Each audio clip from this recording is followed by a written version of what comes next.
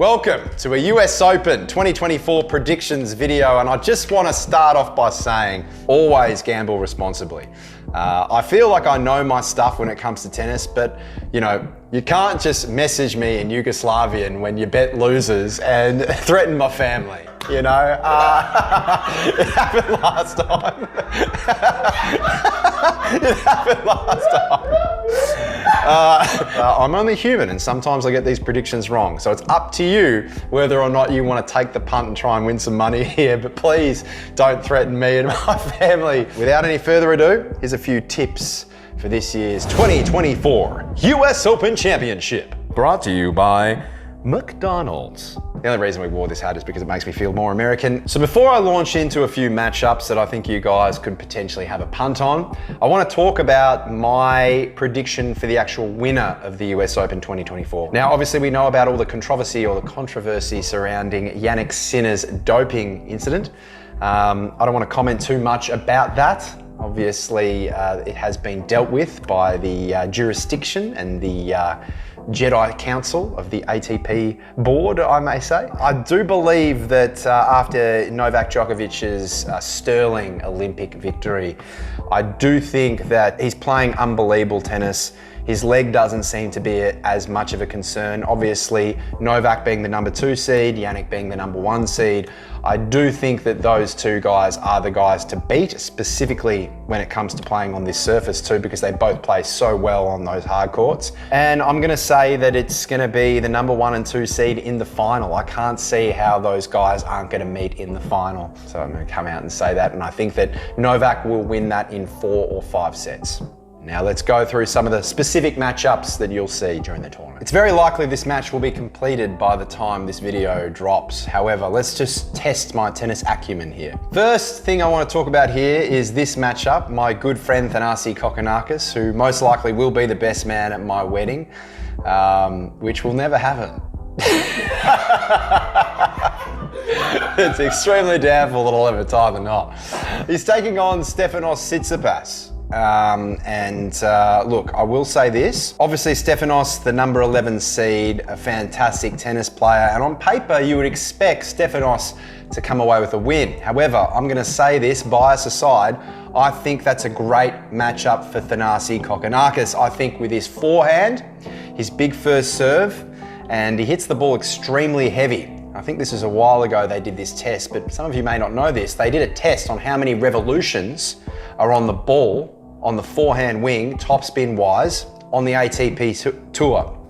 And the only person who had more revolutions on their forehand were prime Rafael Nadal. So that's how much topspin Thanasi is able to generate on his forehand. And I think that kind of topspin going to Stefanos's backhand could be quite troublesome for him. Thanasi is going to be looking to open up the court with big first serves and then short forehands. He loves playing that brand of tennis. I think Stefanos is going to have to play really well. I mean, he took Thanasi out in a best of 5 thriller at the Oz Open a few years ago. I was courtside for that match, but I do think that Kokkinakis is going to win that one, and it might be a bit of an upset, you might think, but not for those that know him.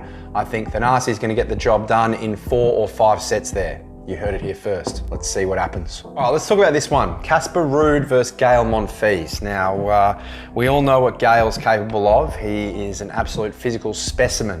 One of the most athletically gifted tennis players I've ever had the pleasure of watching.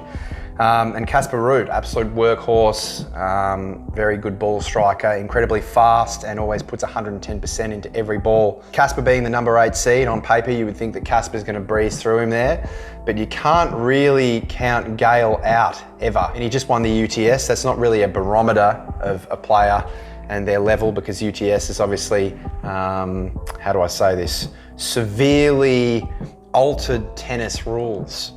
As you know, you only have 1 first serve, and some of the points are sudden death. It's a circus out there. I do think that it's going to be closer than people think, and I think if Monfils is confident and he's playing good tennis, could be a good upset there. But it might be a sneaky little punt there on Monfils, I think, over Ruud. Ooh, another one for you.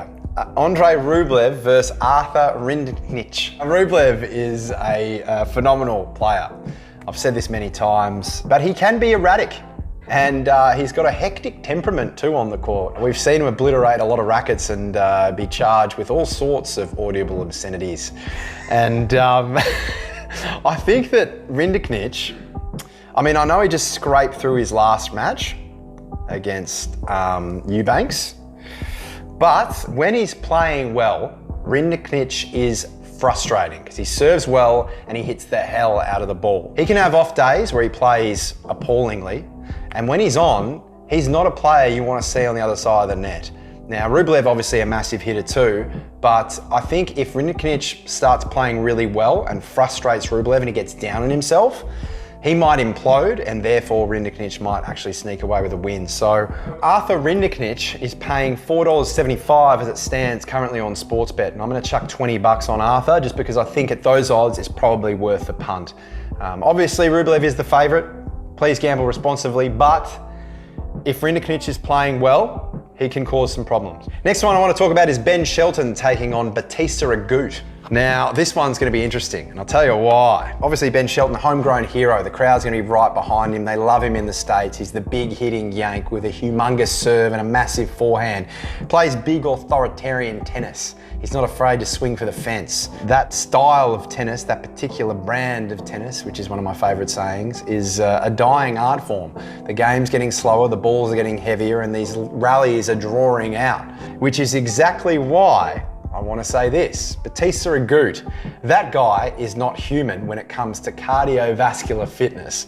Now, this Spaniard is a beast. Like, over 5 sets, that guy will run all day. Now, I think this is going to be a very interesting matchup because I believe the conditions are always slowing down. They're getting slower. All the players always talk about that. And I think that someone like Shelton may get frustrated if Bautista Agut starts getting his serves back in the court and running down all those huge shots that he's used to seeing sail past other players who aren't physically able to get there. But Bautista Agut can actually get there. I would say that you could put your money on Bautista Agut to certainly jag a set and potentially even come away with a win. We could see an upset there. I mean, the crowd's going to be behind Shelton, so that's a massive factor there. Shelton is certainly the favourite on paper, but Bautista Agut and Shelton, there might be a nice contrast in styles there. I think that the bookies may or may have not considered in that one. Obviously, I'm just going to do this in this American accent because we're obviously talking about the US Open right about now. I'm going to say that Laszlo Dari, is that how you say his name? Laszlo Dari is going to get absolutely chopped by Novak Djokovic. I dare say you can confidently put your money on the fact that Novak is going to dice that guy up in straight sets. And it's going to be much like watching the Hunger Games, except everybody else has weapons and Laszlo has none. So you're going to see Novak Djokovic just treat Laszlo like a Happy Meal. Novak's going to be all like, "Do you want some fries with that? How about a chicken nugget? You want a cheeseburger? Okay, no problem. Okay, well, let's see. A Diet Coke or full cream Coke? I don't care. I'm still gonna chop you. Look at this." So I think that's what's gonna happen right there. That concludes the 2024 predictions. I'd love to go through the whole draw, but unfortunately we've run out of time. Better go back to my McDonald's shift work because obviously as a result of losing all of your money in my last video, I'm now homeless and I work at McDonald's. I would probably put my house on Sinner winning this tournament. Gee, I'm going to get belted for that comment, maybe. But anyway, I think he's going to win it. Ladies and gentlemen, without any further ado, Donald Trump is wrapping up this video. Thank you for watching. Always gamble responsibly and watch the US Open 2024 in my city, New York City.